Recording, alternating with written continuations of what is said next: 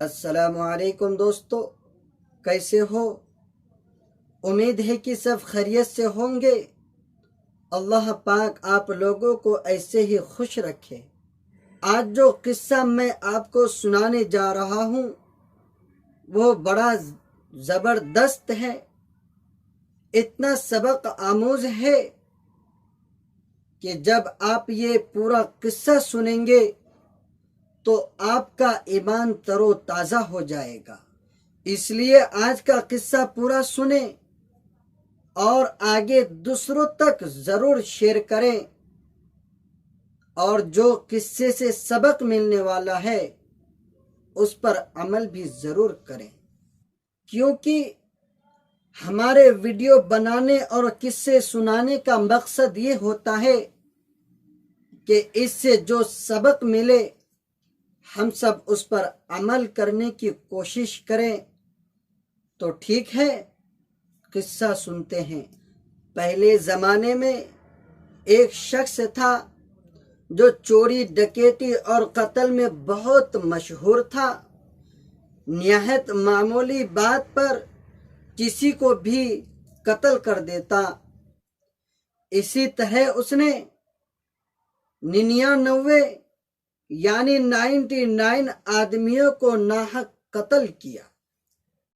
اس کے بعد اسے اپنے اس عمل پر بہت افسوس ہوا اور اس کو فکر لاحق ہوئی کہ آخرت میں میرا کیا انجام ہوگا۔ اس کی یہ فکر بڑھتی رہی۔ بالآخر اس نے سوچا کہ کسی بڑے عالم سے معلوم کر لے کہ اس کی توبہ قبول ہو سکتی ہے یا نہیں۔ اس لیے اس نے لوگوں سے پوچھنا شروع کیا کہ اس وقت روئے زمین پر سب سے بڑا عالم کون ہے۔ لوگوں نے اسے ایک راہب کا پتہ بتایا۔ ساری دنیا سے الگ ہو کر اللہ کی عبادت میں مشغول ہونے والے کو راہب کہتے ہیں۔ چنانچہ یہ شخص اس راہب کے پاس پہنچا اور اس کے سامنے اپنا حال بیان کیا کہ میں نے 99 یعنی 99 آدمی کو قتل کیا ہے، کیا اب میری توبہ قبول ہو سکتی ہے؟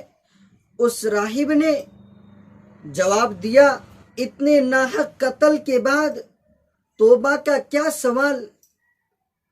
اب تو تمہاری کوئی توبہ قبول ہو ہی نہیں سکتی۔ یہ سن کر اس نے اس راہب کو بھی قتل کر دیا اور اسی طرح 100 قتل پورے ہو گئے۔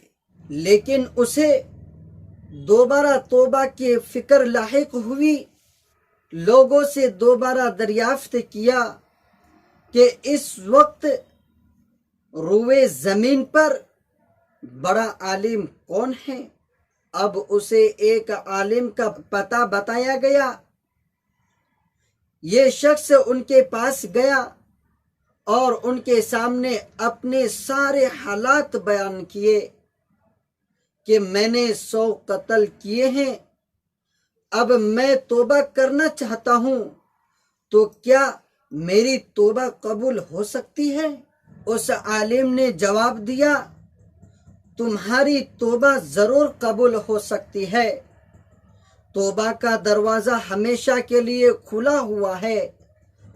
تمہارے اور توبہ کے درمیان کوئی بھی چیز حائل نہیں ہو سکتی، اور اللہ کی رحمت کا سمندر تم جیسے گنہگاروں کے گناہوں سے بہت بڑا اور بہت وسیع ہے۔ اس کے بعد اس عالم نے کچھ نیک لوگوں کی ایک بستی کی طرف اشارہ کر کے فرمایا، فلاں علاقے کی فلاں بستی میں چلے جاؤ، وہاں نیک لوگ آباد ہیں جو اللہ تعالیٰ کی عبادت میں مشغول رہتے ہیں، اور وہاں جا کر ان کے ساتھ عبادت میں شریک ہو جاؤ اور اپنے گناہوں سے سچی توبہ کرو، اور اپنی بستی کی طرف لوٹ کر نہ آنا، کیونکہ یہ بری جگہ ہے۔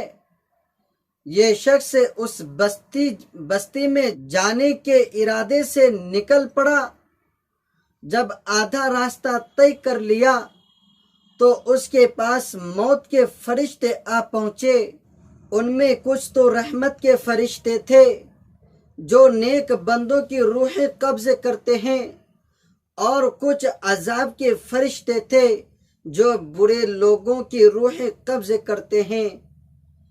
اب اس شخص کی روح قبض کرنے کے بارے میں دونوں قسم کی فرشتوں کے درمیان جھگڑا ہو گیا۔ رحمت کے فرشتوں کا کہنا تھا کہ چونکہ اس شخص نے سچے دل سے گناہوں سے توبہ کر لی اور خالص اللہ تعالیٰ کی عبادت اور خالص اللہ تعالیٰ کی طرف متوجہ ہو کر آیا ہے، لہذا اس کی روح قبض کرنے کا حق ہمیں ہے۔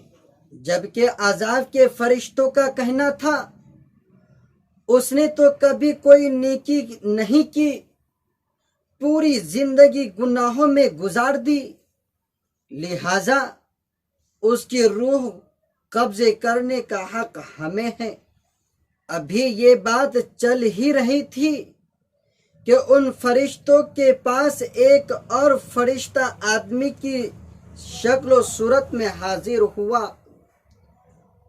دونوں نے فیصلہ کے لیے اس کو حکم مقرر کیا تو اس نے فیصلہ سنایا۔ جن برے لوگوں کے گاؤں سے چل کر یہ شخص آیا ہے اور جن نیک لوگوں کی بستی کی طرف جا رہا ہے، دونوں کے درمیان فاصلے کو ناپیں۔ جس طرف کا فاصلہ کم ہوگا اسی طرف کے فرشتوں کو روح قبضے کرنے کا حق ہوگا۔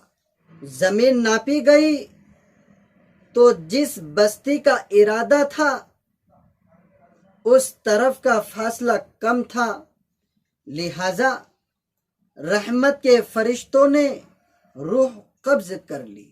میرے پیارے دوستو، ہم سے اگر کوئی گناہ ہو جائے تو فوراً توبہ کرو، اللہ کی رحمت سے کبھی مایوس نہ ہو، اور ایسی جگہ ہرگز نہ ٹھہرو جہاں گناہوں سے بچنا مشکل ہو۔ اور جب بھی کوئی مسئلہ پیش آ جائے تو کسی اچھے اور معتبر عالم سے پوچھ لو۔ لا تقنطوا من رحمت اللہ، اللہ کی رحمت سے کبھی مایوس نہ ہو جاؤ۔ اللہ تعالی ہم سبوں کو اہدنا الصراط المستقیم، یعنی ہمیں سیدھے راستے پر چلنے کی توفیق نصیب فرمائے، آمین۔ اگر ہماری ویڈیو پر پہلی بار آئے ہیں تو چینل کو سبسکرائب ضرور کر لیں تاکہ آنے والی ہر ویڈیو آپ تک پہنچ سکے۔ ملتے ہیں پھر اگلی ویڈیو میں، اللہ حافظ۔